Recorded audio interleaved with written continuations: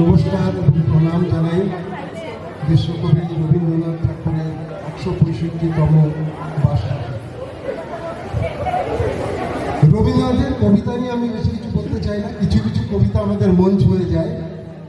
তো সেই সব কবিতা তখন মনে হয় যেন এটা আমাদের জন্যই লেখা। তো আমি এমনই একটা কবিতা আপনাদের শোনাব।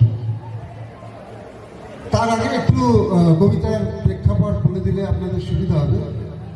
অনেকে জানেন হয়তো কবিতাটা, তবু আমি বলে দিচ্ছি। রবীন্দ্রনাথের সমসাময়িক বা তার আগে নারীদের অবস্থা খুব খারাপ ছিল। তারা যখন তাদের খুব অল্প বয়সে বিয়ে হয়ে যেত এবং তারা সংসারে প্রবেশ করত, কিন্তু তারপর তারা বাইরের জগতের কিছু দেখতে পেত না, বাইরের কর্মকাণ্ড বা যা হচ্ছে আলো বাতাস কিছু দেখতে পেত না, এবং তারা মৃত্যুমুখে পতিত হতো, শুধু সংসারে হেসে থাকত এবং ওইটা নিয়ে ব্যস্ত থাকত। তো সেই রকমই একজন মহিলার জবানিতে রবীন্দ্রনাথ লিখেছেন। সেই মহিলা মৃত্যুমুখে, মানে অলরেডি ডেথ বেডে আছে, আর তখন তার পুরো জীবনের কথা মনে পড়ছে এবং তারই জবানিতে একটা ফ্ল্যাশব্যাকের মতো ঘটনাগুলো উঠে এসেছে, যেগুলো আমাদের মনে হয় এখনো হয়তো গ্রামগঞ্জের মধ্যে এরকম আছে। তো আমি বেশি কথা না বলে কবিতাটা বলছি। কবিতাটা হচ্ছে পলাতকা কাব্যগ্রন্থের থেকে নেওয়া, মুক্তি।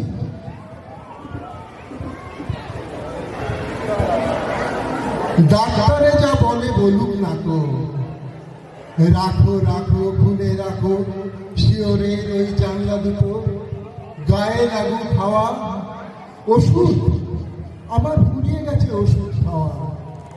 তিতো করা কত ওষুধ খেলে জীবনে, পলে পলে ক্ষণে ক্ষণে বেঁচে থাকা সে যেন এক রোগ। কত রকম কবিরাজি, কতই মুষ্টি যোগ, একটি মাত্র অসাবধানে বিশাল মর্মভোগ। এইটে ভালো ওইটে মন্দ, যে যেমন সবার কথা মেনে নামিয়ে চক্ষু মাথায় ঘোমটা টেনে 22 বছর কাটিয়ে দিলেন তোমাদেরই ঘরে। তাই তো সবাই বলে লক্ষ্মী সখী, ভালো মানুষ সখী।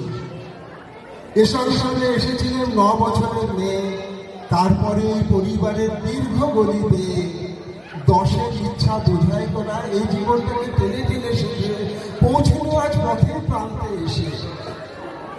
সুখের দুঃখের কথা একটুখানি ভাববো এমন সময় ছিল কোথা। এই জীবনটা ভালো কিংবা মন্দ কিংবা যা হোক কিছু, সে কথাকে দেখবো কখন, বুঝবো কখন, ভেবে আগো কিছু। একটা না এক ক্লান্ত সুরে কাজের চাকা চলছে ঘুরে ঘুরে, 22 বছর রয়েছে সেই এক চাকাতেই বাধা, পাকের ঘরে আধা। জানি নাই তো আমি সে কি, জানি নাই এই বৃহৎ বসুন্ধরা কি অর্থে যে ভরা। শুনি নাই তো মানুষের কি বাণী মহাকালের বিনায় বাজে। আমি শুধু জানি রাধার পরে খাওয়া এবং খাওয়ার পরে রাধা। 22 বছর রয়েছে সেই এক চাকাতেই বাধা। মনে হচ্ছে সেই চাকাটা ওই যে থামলো, যেন থামুক, তবে আবার ওষুধ কেন। বসন্তকাল 22 বছর এসেছিল মনের আঙিনায়, গন্ধে বিভোর দক্ষিণ বাড়ি দিয়েছিল জলস্থলের মর্মতলায় দোল, থেকেছিল খোলে দুয়ার খোল। সে যে কখন আসতো যেত জানতে পেতেন না, যে হয়তো ঘরের কাজে আচমকে ভুল ঘটাতো, হয়তো বাস্তবকে জন্মান্তরের ব্যাপার। কারণ হলো দুঃখ সুখে রইত পাড়ার রয়েছে, যেন রেখার পায়ের শব্দ চেয়ে বিহ্বল ভাবলে। তুমি আসতে অফিস থেকে যেতে পাড়ায় কোথায় শতরঞ্চ খেলায়, থাকছে কথা। আজকে কেন মনে আসে প্রাণে যত ক্ষণিক ব্যাকুলতা। বসন্তকাল এসেছে মোর ঘরে, জানলা দিয়ে চেয়ে দিকে আকাশে, আনন্দে আজ ধন্য উঠছে আমার প্রাণে। আমি নারী, আমি মহিষী, আমার সুরে সুর বেঁধেছে জ্যোৎস্না বিলার নিদ্রাবিহীন শশী। আমি নইলে মিথ্যা হতো সন্ধ্যা বেলা ওঠা, মিথ্যা হতো কাননে ফুল ফোটা। বসন্তকাল 22 বছর এসেছে আমার ঘরে, আর কিছু তো ছিল না তারপরে। অসার মনে দিন কেটেছে, আরো কাটতো আরো বাঁচলে পরে। যেথায় যত জ্ঞাতি লক্ষ্মী বলে করে আমায় খ্যাতি, এই জীবনে সেই যে আমার পরম সার্থকতা, ঘরের কোণে পাঁচের মুখের কথা। আজকে কখন মোর কাটলো বাঁধন দোর, জন্ম মরণ এক হয়েছে ওই যে আকুল বিরাট মোহনায়, ওই অতলে তলিয়ে যায় ভাড়ার ঘরের দেওয়াল যত একটু ফেনার মতো।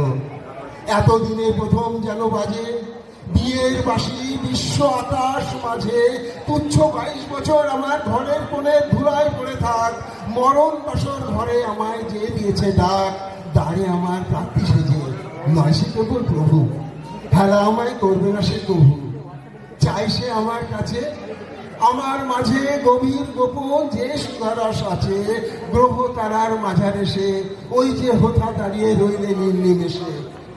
মধুর ভুবন মধুর আমি নারী, মধুর মরণ ওগো আমার অনন্ত ভিখারি, দাও খুলে দাও দ্বার, ব্যর্থ 22 বছর হতে পার করে দাও কালের পারাবার। নমস্কার।